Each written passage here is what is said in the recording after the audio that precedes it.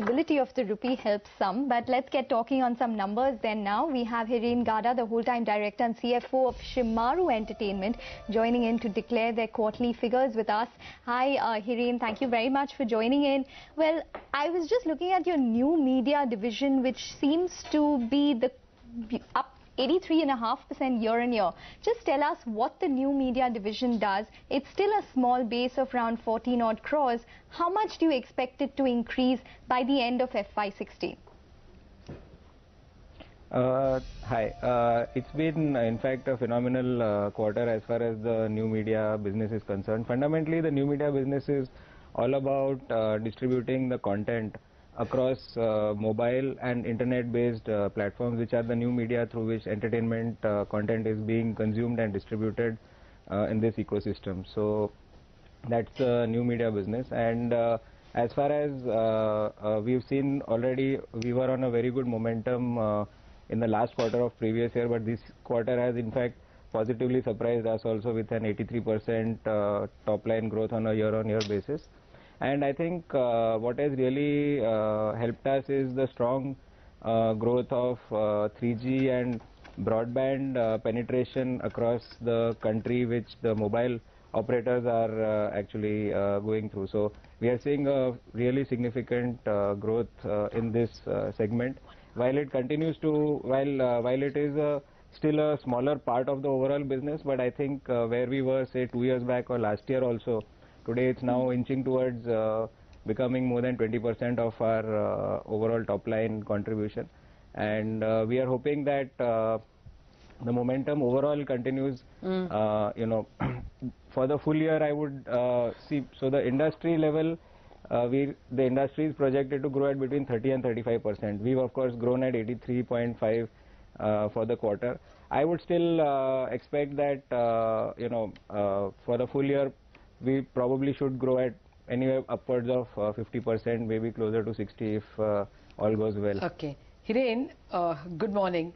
You know, the word today is if you are a mobile app and if you attach the word startup to you, you get $1 billion. Will you look at spinning off your new media and launching it as a startup? At this point, there is obviously no such thought. See, our business model is around the content. See, film content has a tremendously long shelf life, and for us actually we are agnostic to the platform. This is the new media today. 15 years back television was the new media, 30 years back video cassettes was the new media. Yes. So, you know, for us it's consumption of content, and technology has always spurred this consumption. Okay. And fair enough, you're not looking at spinning off. Not at this point, at least. Okay, okay. If you do, I think I should get a fee because I'm giving you the idea. But anyway, let's look at your traditional media. Your traditional media also has grown 20%. Can you tell us what did well there and how it will do, a guidance for the full year? Traditional media actually for this quarter, Lata, on a YOY basis has grown at 12%. Okay. And overall, basically the traditional media, if we look at the industry projections, is projected to grow at between 12 to 15%, probably 10 to 15% range. So we are kind of in line with the industry as far as that is concerned. Of course, one of the interesting things this year we've done in terms of the acquisition for the television business is we tied up exclusively for the Red Chillies library with some marquee titles like Om Shanti Om and Mehuna. So hopefully that should help us, you know, push the business growth a little bit better. Okay. Hiren, just explain to us for this new media division, what is the kind of competition that you're seeing at this point? And if you do have a first mover advantage, how do you retain your exclusivity in such a market? Do you have some special exclusivity in terms of the content like you do for the Red Chillies 12 films that you just spoke about? For TV, do you have the same kind of conditions maybe in the new media? So we have a tremendously large library of upwards of 3,000 titles, including Hindi language, regional language and non-film content, and all of which we own fundamentally exclusively for various rights. a large part, most of that library, we also have the rights for the digital media, which is for monetization across mobile and internet platforms.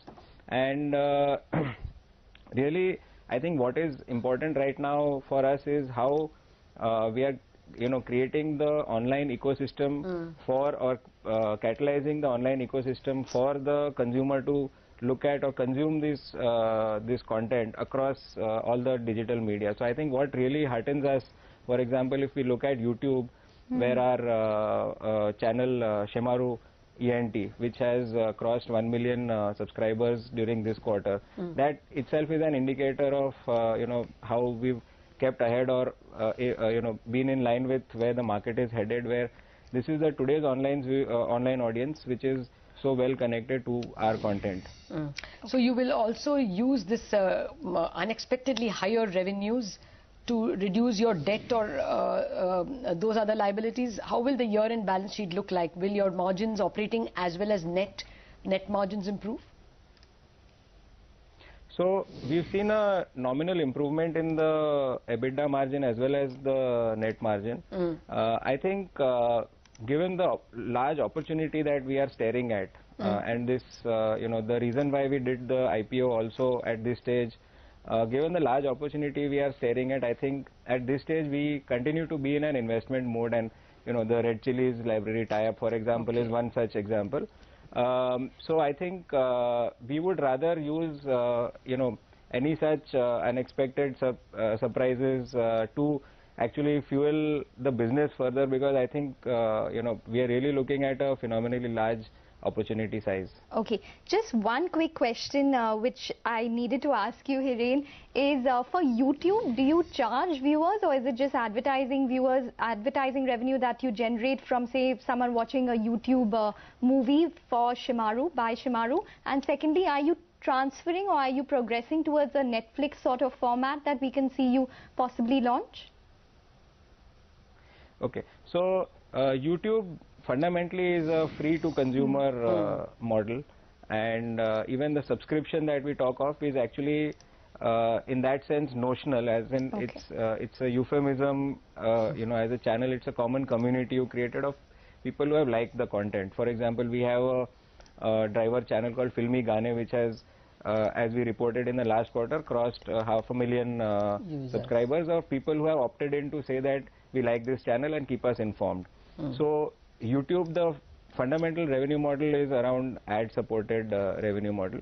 Now, coming to the question of whether we would launch a Netflix equivalent kind of a service, I think so. This is a question that we revisit, every so often, probably once every quarter at least. The core model for us, really, as I earlier said also, is around ownership of content and distribution across platforms. So we are agnostic to platform or to service. So in that sense, we do today also provide content to a Netflix or to an Amazon or to iTunes or to various different platforms that are currently in service. Okay. Fair point, Hiren. Thank you very much for joining us with your expectations for the future and your analysis of the past. Well, that's Shemaroo, done very well for itself in the past several quarters, and that's the way the stock's performing right now, up about 2%.